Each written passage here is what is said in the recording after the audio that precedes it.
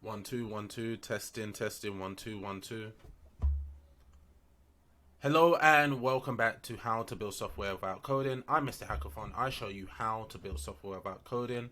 And what we're going to do today is take a quick look at Notion's artificial intelligence features.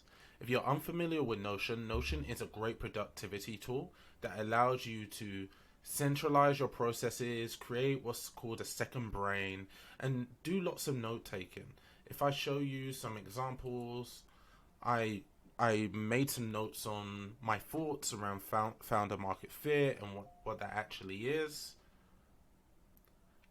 And what we can actually do, we can use Notion to write lots of different things. So I'm going to show you what this looks like, and hopefully this makes a little bit of sense. So what we're going to do is use the slash command, and you're going to see Notion AI. So you can do a lot of things here. You can ask Notion to write something specific. You can brainstorm ideas. You can write a blog post, and you see more.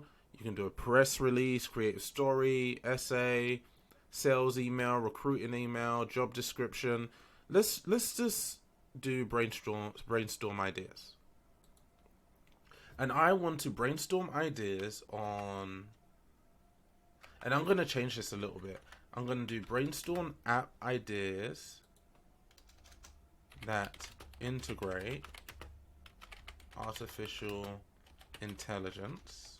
And I'm going to change this to generative text artificial intelligence.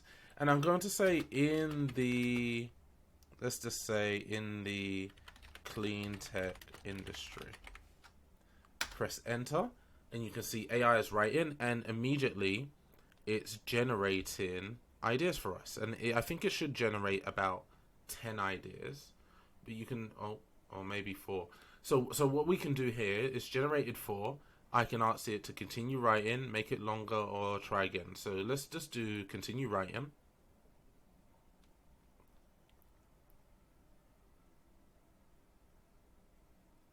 And what it's actually done is wrote it again, but it's making it longer. It's added one, sustainable transportation planner, and here there's no sustainable transportation planner. What we can also do is make it longer. So let's just do make it longer.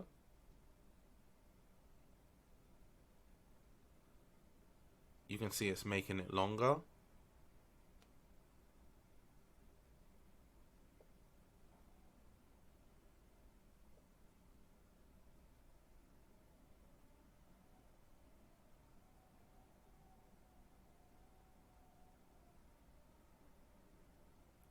And I'm going to select done.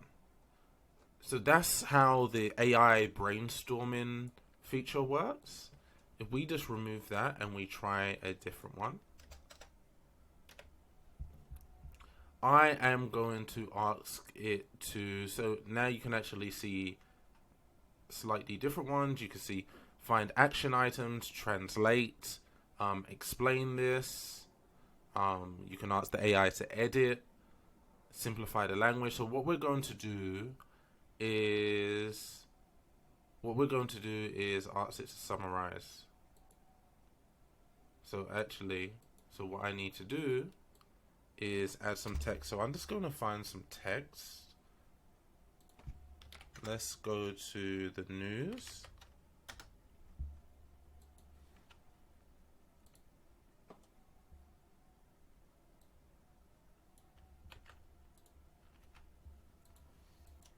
And I just grabbed an article from the news or a couple paragraphs from the news. And I'm going to click here, or I'm going to highlight, going to go Arts AI. And what I'm going to do is, we wanted to summarize, but let's simplify the language. We can go through all of these. So let's simplify the language.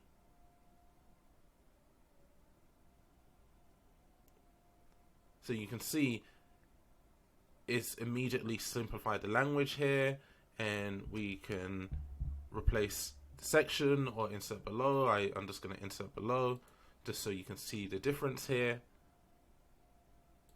What we can also do is make this shorter.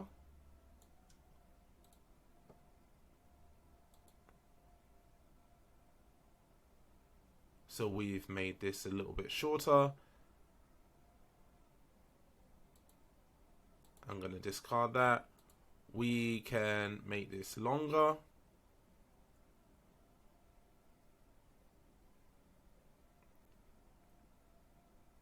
And you can see it's actually extending to a second paragraph, which wasn't there before. I just took a couple of these sentences and it's created 2 paragraphs. So we're going to discard that. What else can we do here? We can change the tone. So right now, I believe it's more professional. So let's change this to friendly.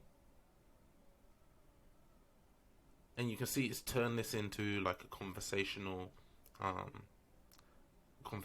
text. And let's try a different tone. We're going to change it to straightforward. And now it's really straightforward. So you can see there's lots of different things we can do here. And even if we go there and we hit summarize, and you can see it is summarizing this previous text. I can make this longer. I can continue writing. What I'm going to do is just remove this, and we're going to see what else there is. So hit Ask AI again. We want to explain this. And you can see that it's also explaining it. So lots of different features and functionality, which is great, especially if you're working with your team, if you're working with external partners, that you can extend text, you can shorten text, you can explain text, you can modify text. All great features for your productivity workflow. We are going to go down, and what we also want to do, we might want to create a meeting agenda. So we've used some of the edit features, like making it shorter, making it longer, explaining the text. But what we want to do is let's do a press release. And write a press release about our Chrome extension that detects potential cryptocurrency scams. So here you can see it's given us a headline and it's given us body text, and we can again make this longer. We can continue writing and add another prompt. You can see it's even tapped into, with the rise of cryptocurrency, investment scams have become increasingly prevalent. According to the report by the Financial Trade Commission, consumers lost more than 80 million to cryptocurrency scams between October 2020 and March 2021. So you probably want to double check it, especially if it puts stats in there. I suspect it's much more than 80 million, but you want to double check anything that's statistical or if it's trying to tap into real-time data. We're going to try one more. Let's say we want to write a sales email. And we're going to write a sales email about this, maybe a different product I have, a love letter generator.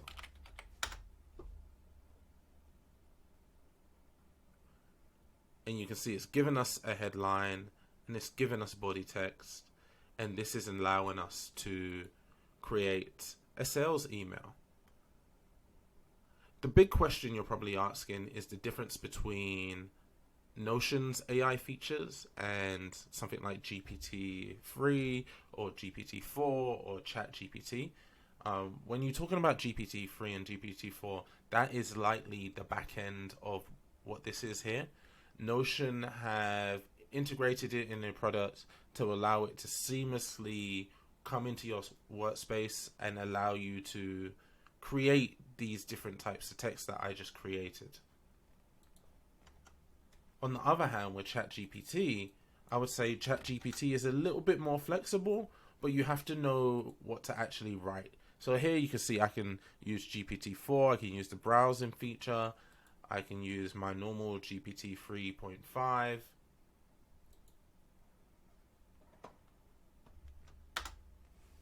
And where we're going here and we're saying summarize, and it's given, even in the summary, it has summarized the text. We haven't actually created a prompt. Notion have created the prompt for us. If we want additional fine tuning, if we want to add additional customization to this prompt, we're going to have to customize it, and that's when you would come to something like ChatGPT. If you have any questions about AI, no code, Notion, and beyond, feel free to write in the comment section below or reach out to me on social media.